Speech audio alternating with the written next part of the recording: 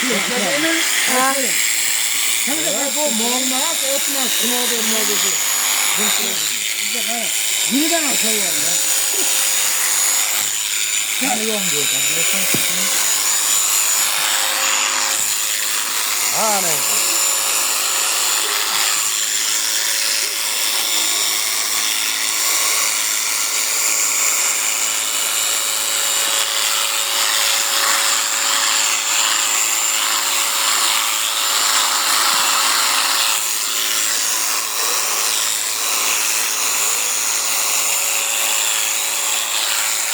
Hangi kültürümüz bu böyle? Hangi bir şey var?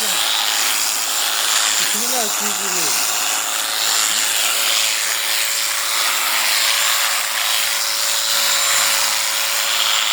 Böyle atacağım bile.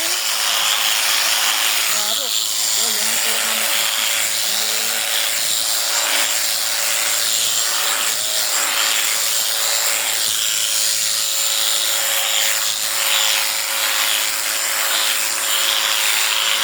Yani bu yaptı bir ama yoğun yapıyor. Böyle bunu da var. Kolun yok şöyle bakar. Yok lan. Nerede o korucu?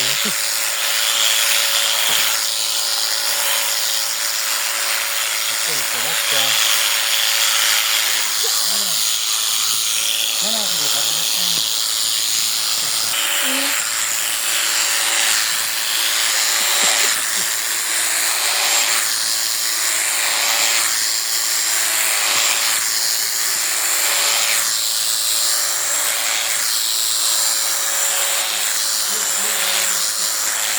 Ne var ki?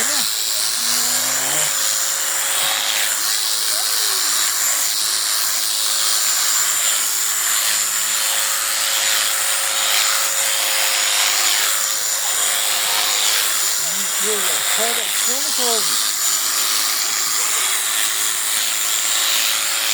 Hatta sonra çıkıyor toplar böyle. Değil mi?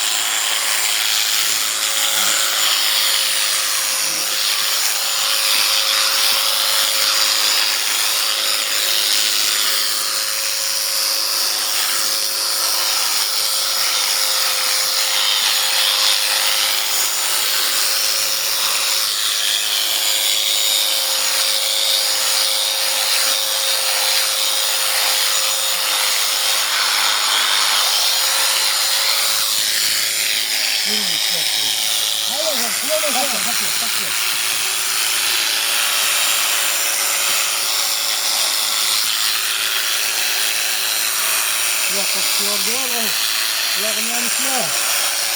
Ateş var orada. Bir orta şurası. Kulağına kötü bir orta orta. Çok kulağına kötü bir orta. Nasıl değil? Var kolun olanı. Ne olur sana?